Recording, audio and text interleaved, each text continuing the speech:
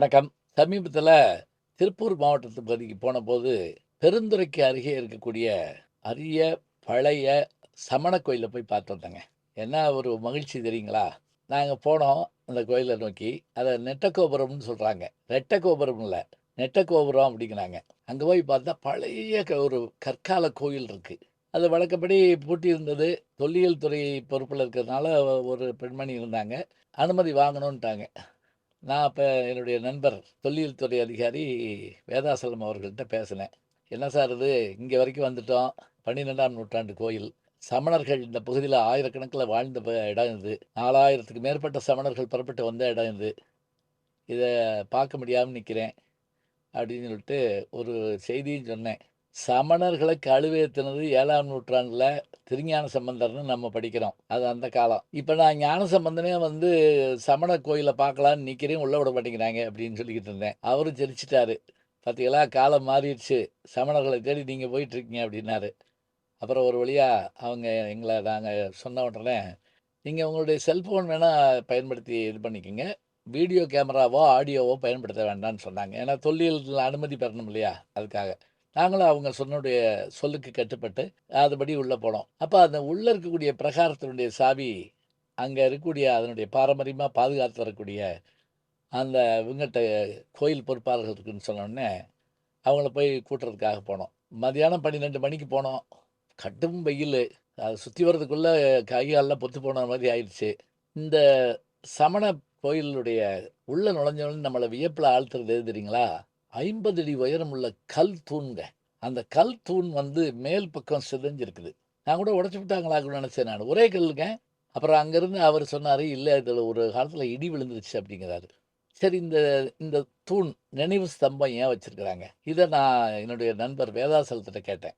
அப்பதான் அவரு சொன்னாருங்க, "நீங்க சிரவண பெலகுலா போயிருக்கீங்களான்னு?" கேட்டாரு. "நான் போயிருக்கேங்க. நானு, தோப்பரமசிவ ஐயாலாம் போயிருந்தோம். எங்க கல்லூரில இருந்து தமிழ் துறையில இருந்து போயிருந்தோம்.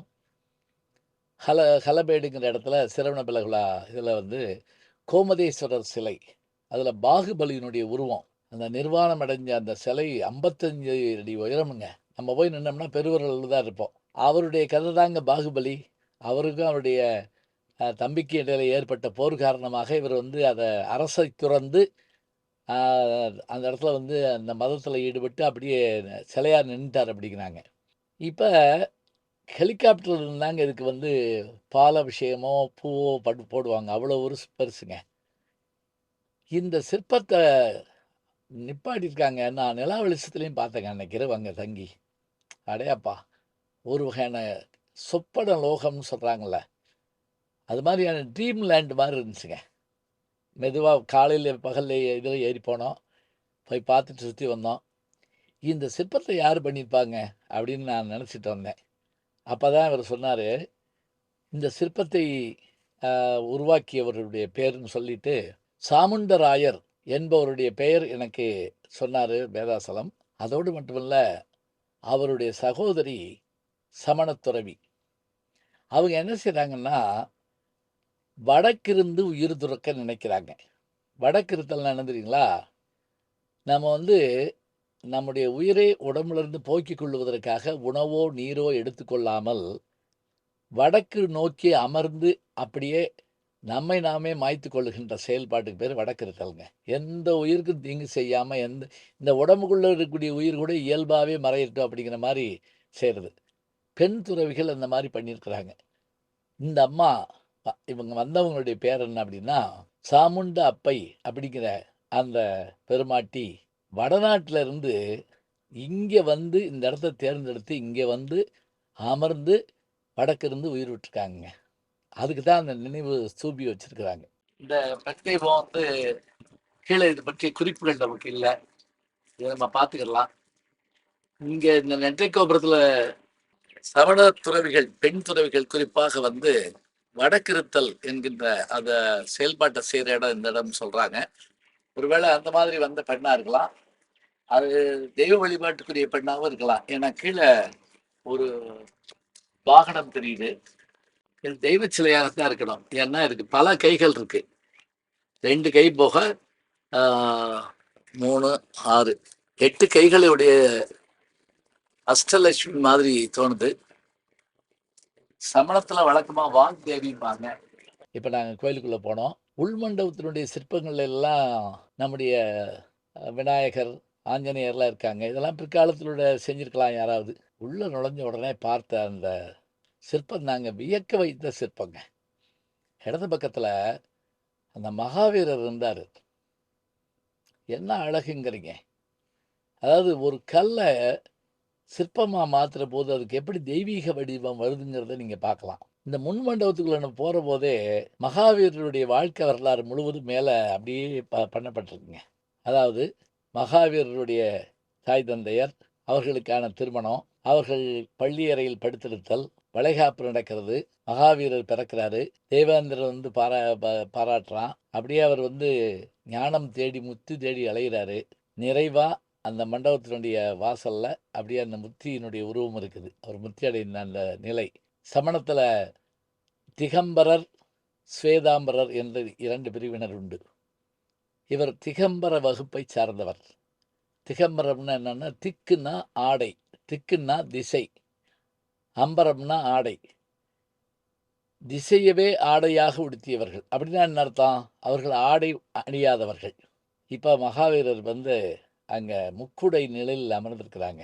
ஞானம் பெற்று அமர்ந்திருக்கிறார். இவர்தான் அந்த தீர்த்தங்கர்களில் ஒருவர். தீர்த்தங்கர்களில் முதன்மையானவர் ஆதிநாதர். அந்த வழிவந்தவர்களில் ஒருவர்தான் நம்முடைய மகாவீரர். மேலும் அவர்கள் வழிபடுகின்ற அந்த கருவறையில் இருந்தவருடைய பெயர் வந்து சந்திரபிரபர், சந்திரபிரபா என்று அவர்கள் சொல்லுகிறார்கள். அங்க அவரையும் பார்த்தோங்க. அந்த வடிவத்தையும் பார்த்து வணங்கினோம். மறுபக்கம் கொங்குவேளியருடைய அந்த உருவம் இருக்குது. அவரை பவனந்தி முனிவர்னும் சிலர் சொல்றாங்க. அந்த உருவத்தை கொங்குவேளியர் யாருன்னு கேட்டிங்கன்னா, அவர்தான் அந்த சமண காப்பியமாகிய பெருங்கதை நூலை எழுதியவருங்க. பெருங்கதை வந்து நம்ம படிச்சு பார்க்கணும் கட்டாயமா. அது நீங்க படிச்சிருப்பீங்க. இல்லாட்டி நம்ம அதை பற்றி ஒரு நாளைக்கு பேசுவோம். மிக அற்புதமான செய்திகள் உள்ள இது வந்து அதுதான். உதயணன் வாசவதத்தை மணக்கின்ற அந்த செய்திகள் எல்லாம் இருக்கிறது அந்த அதான். கொங்கு நாட்டு பகுதியில் எழுந்த மிக அற்புதமான காப்பியம் அந்த காப்பியம். இப்ப இவர் வந்து கொங்குவேளியரா இருக்கலாம் அப்படின்னு அதுவும் ஒரு நம்பிக்கை இருக்கு. அல்லது பவனந்தி முனிவராக இருக்கலாம் அப்படின்னும் சொல்றாங்க. இதெல்லாம் பார்த்துட்டு அந்த வெளிப்புறத்தை அப்படியே சுற்றி வந்தாங்க. பெரும் சிதைவுகள் இருக்கு. எத்தனையோ படையெடுப்புகள் நடந்திருக்கலாம். அந்த வெளிப்பக்கம் வர்றபோது ஒரு ஜன்னல் இருக்குதுங்க. கல்லால் ஆகிய ஜன்னல். அதுல அத்தனை உயிரினமும் அந்த மகாவீரரை சுத்தி நிக்குதுங்க அப்படியே. எவ்வுயிர்க்கும் தீங்கு செய்யாத ஒருவனை எல்லா உயிர்களும் நாடி வருங்கிற ஒரு விஷயத்த நம்ம அங்க பார்க்குறோங்க. கொல்லான் புலாலை மறுத்தானை கைகூப்பி எல்லா உயிரும் தொழும்னு திருவள்ளுவர் சொல்றாருன்னா, அதுக்கான அந்த ஒரு ஆதாரத்தை நம்ம அங்கே வந்து பார்க்கலாங்க. அந்த கோயில் அப்படி சுற்றி வந்தோம். அந்த வடக்கு வாசல் வழியாக வெளியே கூட்டு போய் பார்த்தப்ப அந்த நந்தவனமெல்லாம் இருந்தது. பழமை நமக்கு வந்து எத்தனையோ விஷயங்களை காட்டுது. இன்னும் கூட அதை பாதுகாத்து அதை வந்து நாம் சுற்றுலாத்துறையில் அதுக்கு அதனுடைய ஒரு ஆதரவு இருந்தால் உலகத்தையே கொண்டு வந்து நம்ம அங்கே நிரப்பலாமுங்க. வெளிநாடுகள் எல்லாம் பார்க்குறப்ப ஒரு சாதாரண சிற்பத்தை வச்சுக்கிட்டு அவங்க $40 போட்டு வந்து வரிசையில் நின்று போய் பார்க்க சொல்கிறாங்க. நம்ம ஊரில் இவ்வளவு கோயில்களும் இவ்வளவு சிற்பங்களும் அரிய செய்திகளும் இருக்கின்றன. இவற்றையெல்லாம் நம்ம பாதுகாக்கணும். கொங்குவேளிருடைய மாக்காதை படியுங்கள், நேரம் இருந்தால் நெட்டை கோபுரம் என்கின்ற இந்த கொங்குவேளிர் வாழ்ந்த இடத்தையும் போய் பார்த்துட்டு வாங்க. இது வந்து பவனந்தி முனிவர் வழிபட்ட கோயில்னு வேற சொல்றாங்க. மகாவீரருடைய அந்த திருவுருவத்தை நீங்க காணுங்கள். அது ஏன் பூட்டி வச்சிருக்காங்கன்னா, அங்க இருந்த அற்புதமான ரிஷபதேவர் உள்பட சிலைகள் எல்லாம் காணா போச்சாங்க. யார் இதை போய் எடுத்துட்டு போறாங்கன்னு நமக்கே தெரியல. எப்படியாக இருந்தாலும் இருப்பதை காப்பாற்றுவோம். நல்ல அபூர்வமான விஷயங்கள் எல்லாம் நம்முடைய தமிழகத்தில் இருக்கின்றன. அவற்றையெல்லாம் நாம் சென்று பயணப்பட்டு பார்க்க வேண்டும்.